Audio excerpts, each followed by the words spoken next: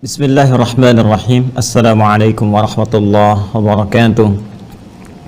Alhamdulillahi rabbil alamin, alladhi yahdi ibadahu ila siratil mustaqim bil Qur'anil karim. Wassalatu wassalamu ala rasulillahil habibil mustafa Sayyidina Muhammad wa ala alihi wa sahbihi wa man wafa, alladhi arsala rasulahu bil huda ila siratil mustaqim wa kana furqanan wa kana rajulan taqiyan wa kana aidan nabiyyan mursalan wa kana mahbuban indana jami'an wa sallallahu ala alihi wa sahbihi wa ummatihi ila yaumiddin. Ahbaballahi wa ahbaba rasulihi sallallahu alaihi wasallam, ahlal qur'ani wa khasati, usi nafsi wa iyyakum bitaqwallahi wa qad fazal muttaqun fala tamutunna illa wa antum muslimun. Faqala ta'ala ya ayyuhalladzina amanu taqullaha haqqa tuqatih wa la tamutunna illa wa antum muslimun. Saudara-saudariku, terkhusus keluarga besar LTQ, Lembaga Tahfidz Al-Quran Iqra, yang seluruhnya tanpa kecuali semoga senantiasa dirahmati dan dimuliakan oleh Allah Subhanahu wa taala dan dijadikan orang-orang terbaik seperti Nabi Muhammad SAW pernah sampaikan dalam salah satu hadis beliau, khairukum man ta'allamal Qur'ana wa 'allama, yang terbaik di antara kalian adalah orang yang mampu belajar Al-Quran dengan serius dan kemudian mengajarkannya dengan keikhlasan karena Allah Subhanahu wa taala. Pada hari ini kita diberikan kesempatan oleh Allah Subhanahu wa taala untuk sama-sama mengaji terkait dengan tema besar yang teman-teman sajikan, bagaimana Allah Subhanahu wa taala menjaga ahli Al-Qur'an khususnya di petaka akhir zaman. Untuk itu kita bermohon pada Allah, semoga Allah memberikan kepada kita kemudahan untuk mengaji tema dimaksud, memberikan petunjuk terbaik untuk mengkajinya dengan benar dan mengamalkan sesuai dengan apa yang diinginkan Allah dan Rasul-Nya. Secara singkat, ada 3 hal besar yang perlu kita urai dulu di tema yang teman-teman sajikan. Yang pertama adalah tentang pengertian akhir zaman. Ketika teman-teman menyampaikan petaka akhir zaman, ya, apa yang dimaksud dengan akhir zaman di sini? Ini bagian pertama. Kemudian yang dimaksud dengan petaka yang terkorelasikan dengan ahli Al-Quran. Karena nanti petaka-petaka atau musibah-musibah, ujian-ujian yang datang di akhir zaman itu nanti ada yang sifatnya umum. Yang umum artinya dialami atau menimpa umumnya banyak orang, baik itu orang-orang yang beriman ataupun yang belum beriman. Ya, saya katakan selalu kalimat belum beriman dengan harapan orang-orang itu beriman, dan kita berdoa kepada Allah Subhanahu wa taala untuk memberikan kekuatan hidayah dan kekuatan kepada mereka untuk mengambil hidayah dimaksud. Kemudian ada yang spesifik yang kita bahas ya saat ini, yaitu terkait dengan ahli Al-Quran. Ya, orang-orang yang berinteraksi dengan Al-Quran, bagaimana ujian-ujian itu didapati di masa-masa yang dimaksudkan. Lalu yang terakhir, kita akan coba bahas tentang bagaimana petunjuk dari Al-Quran ataupun hadis-hadis Nabi Sallallahu Alaihi Wasallam yang memberikan gambaran kepada kita semua bagaimana kita bisa menjaga diri sehingga kita bisa lulus dalam ujian-ujian dimaksud dan termasuk dalam golongan ahli Al-Quran yang diinginkan oleh Allah Subhanahu wa taala dan diberikan petunjuk oleh Rasulullah sallallahu alaihi wasallam. Tema ini akan coba kita uraikan dalam kisaran waktu 45 menit seperti yang teman-teman sampaikan. Selebihnya mudah-mudahan kita bisa diskusikan. Bila ada perubahan-perubahan dalam konteks penyampaian, jadi penyesuaian dengan waktu dan seterusnya, kita akan coba sesuaikan di pertengahan sesuai dengan petunjuk dari moderator nanti yang bisa membaginya. Baik, bismillahirrahmanirrahim. Kita mulai bagian pertama dengan pengertian atau pembatasan pada makna akhir zaman.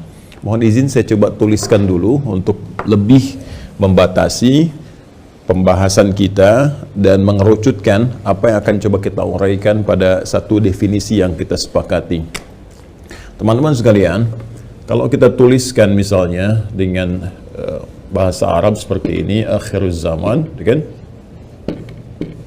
Akhir zaman, kita bisa turunkan pengertian ini. Kalau ini sudah jelas, akhir yaitu akhir, batas ujung dari sesuatu.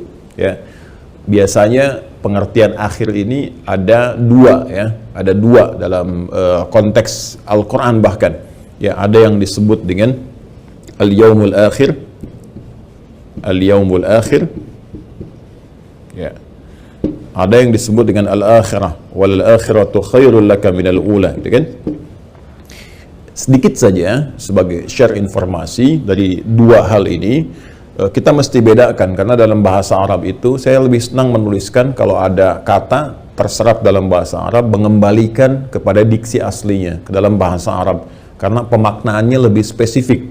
Ya, berbeda dengan kita mengambil dari terjemahan, kadang-kadang menjadi terbatas dan keluar gitu ya, atau bergeser dari pemaknaan asli dari bahasanya. Dan 60% kurang lebih kosakata di bahasa Indonesia itu banyak serapan dari bahasa Arab.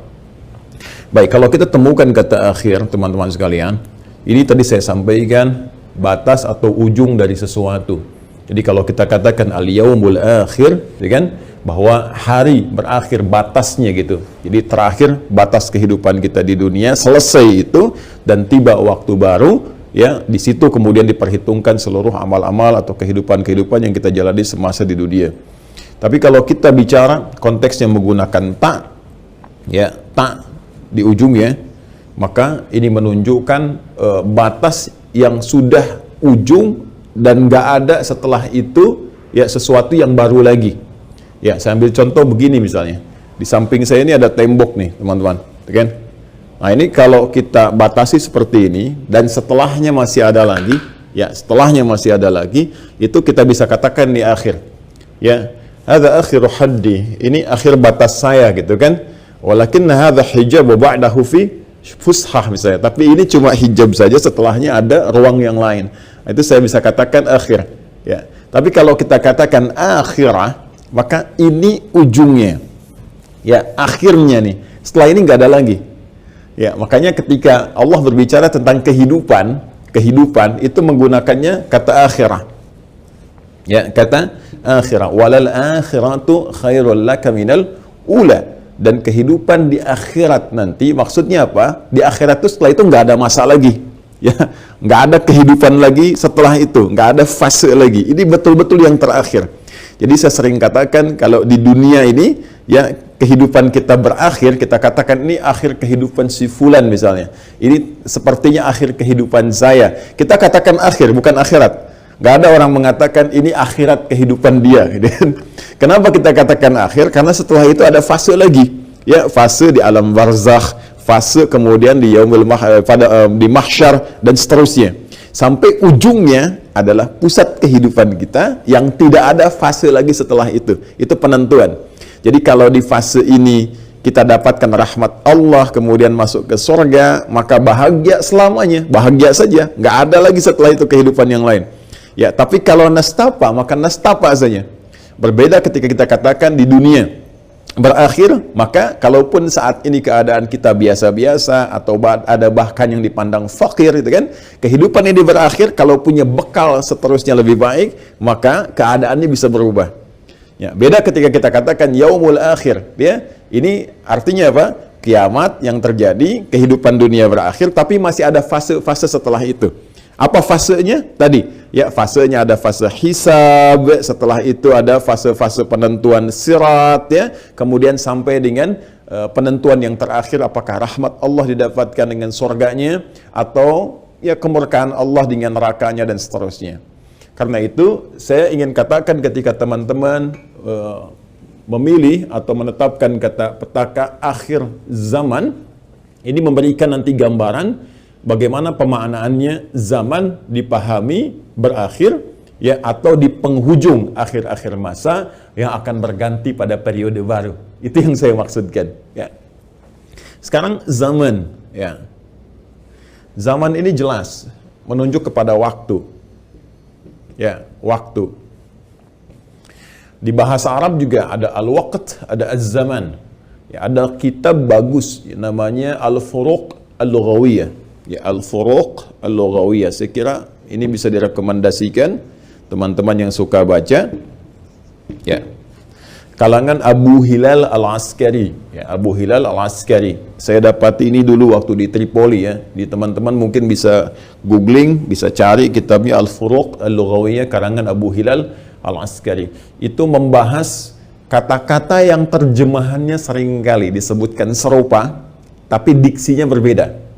Ya, seperti misalnya teman-teman Iqra ya. Iqra dengan utslu apa bedanya tuh? Ya, qiraah dengan tilawah apa bedanya? Padahal terjemahannya diartikan sama. Iqra, Quran surah 96 ayat 1, Iqra bismi rabbikal ladzi khalaq. Quran surah ke-29 Al-Ankabut ayat ke-45, Utslu ma uhiya ilaika minal kitab wa aqimis shalah, dan seterusnya. Utslu di situ bacalah, Iqra bacalah, Utslu bacalah. Apa perbedaan di antara keduanya? Ya, demikian nanti ada qa'ada, ada jalasa dan seterusnya. Nah, sekarang ada al-waqt, ada az-zaman. Kenapa Anda tidak menyebutkan akhirul waqt, gitu kan? Tapi Anda mengatakan akhiruz zaman. Nah, kalau kita sebutkan waktu, ini lebih umum sifatnya. Ya, umum. Jadi mencakup apa saja. Ya, bisa nanti turunannya, detailnya bisa macam-macam. Kalau kita ingin katakan momentum untuk beraktivitas. Jadi kalau waktu ini masih umum, ya, menunjuk kepada kesempatan yang Allah berikan kepada kita, ya, ada momentum yang bisa kita isi. Nah, kalau waktunya spesifik mengiringi aktivitas kita, setiap yang kita kerjakannya, detailnya, itu disebut asr namanya. Ini dari nama waktu yang umum, waqt, ya. Nah, terus kemudian kita isi nih dengan aktivitas. Begitu kita isi dengan aktivitas, itu jadi asr namanya. Dan manusia yang memanfaatkan waktu ini, asar ini untuk beraktivitas, disebut insan namanya. Ya, kurang lebih setidaknya 65 kali disebutkan dalam Al-Quran.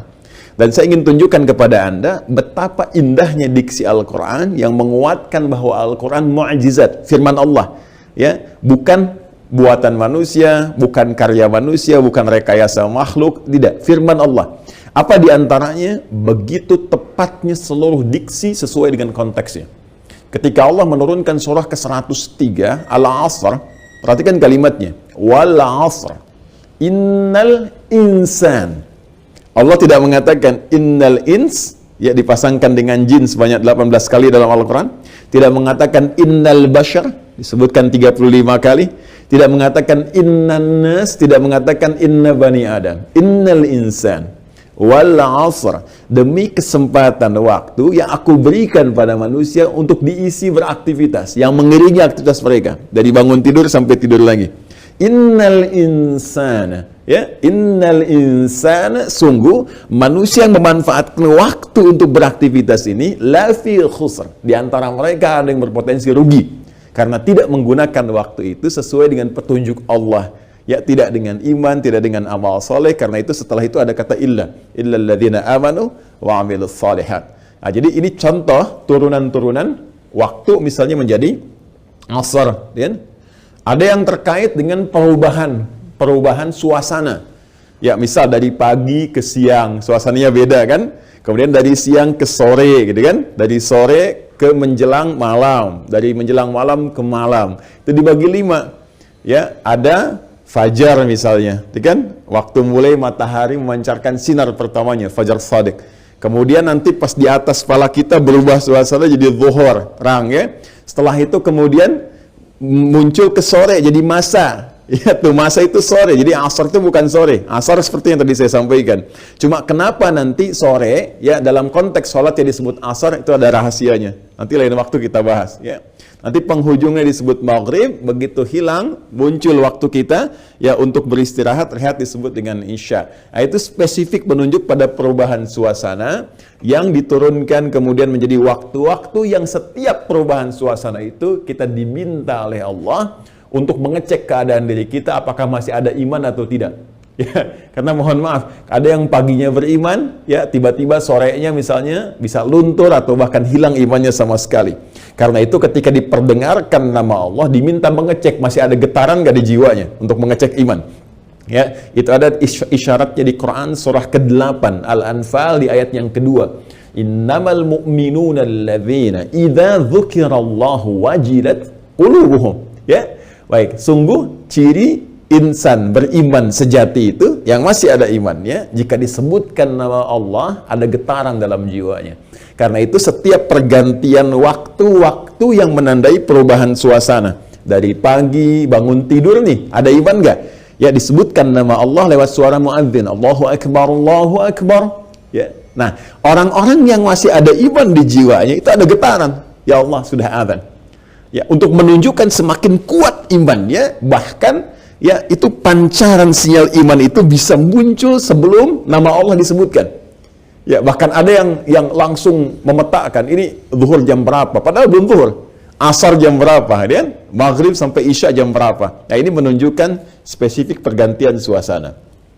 Jika kita ingin bicara tentang akumulasi, ya akumulasi aktivitas kita dalam konteks perubahan waktu ini, kemudian berpindah kepada satu generasi lagi, pindah pada generasi lagi, berpindah keadaannya lebih luas lagi maknanya masih dalam konteks waktu. Ya, kita ingin bicara misalnya ayahanda kita ya punya masanya, ya punya eranya dulu, beraktivitas, terjadi perubahan suasana waktu tadi dari hari ke hari, pindah hari ke hari sampai ke masa kita sekarang.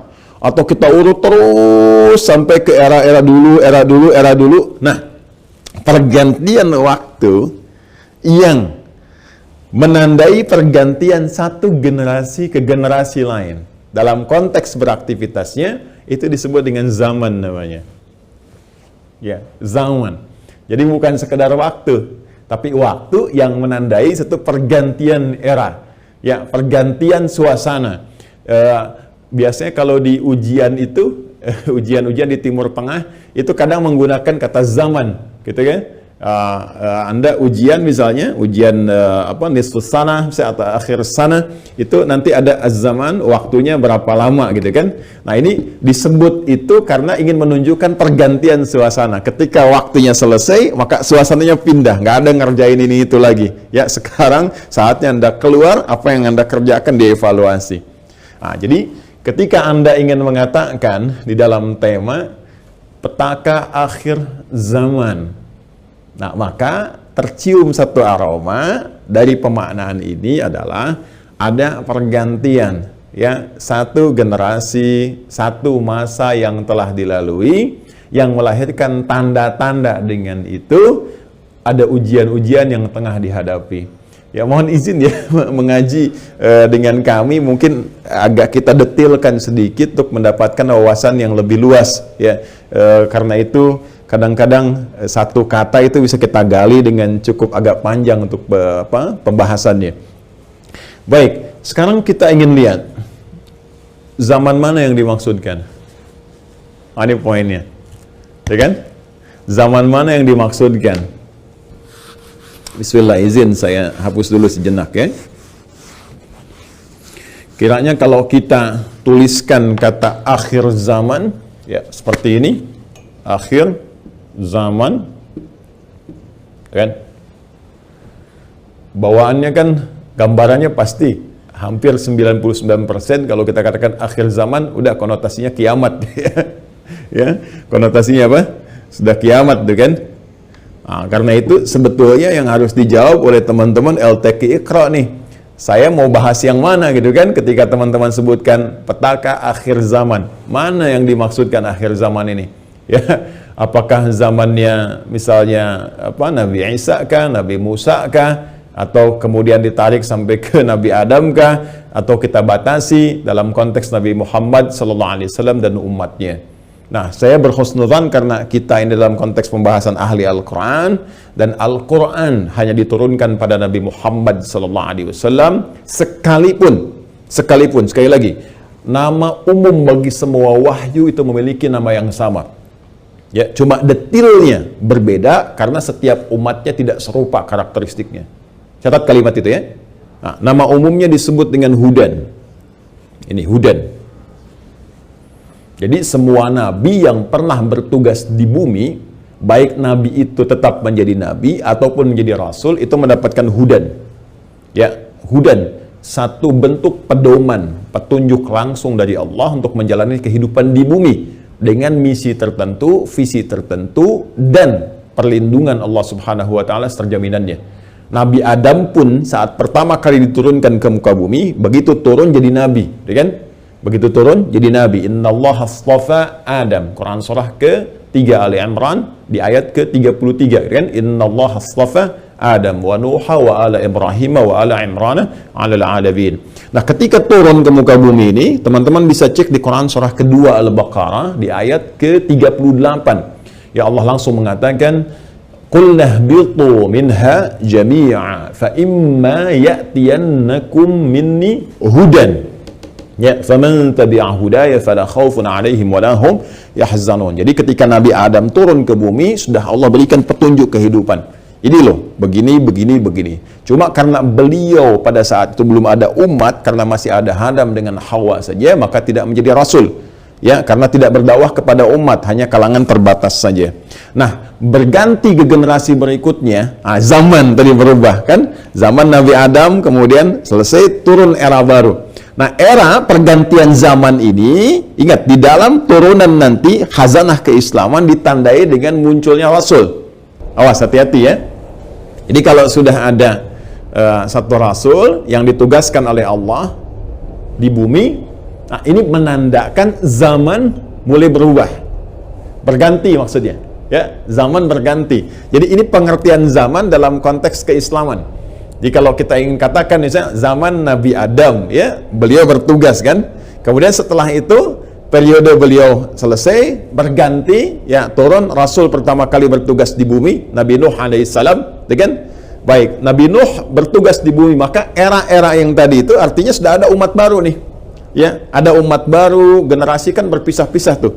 Ya, ketika Nabi Adam kemudian dengan Sayyidah Hawa ya alaihissalam kemudian menyatu kembali, turun generasi-generasi di Quran surah keempat ayat pertama, ya ayyuhan nasu taqu rabbakumul ladzi khalaqakum min nafsin wahidah, Adam, wa khalaqa minha zawjaha, ya kan, Hawa, wa batta minhuma rijalan katsiran wa nisa. Dari keduanya kemudian berketurunan.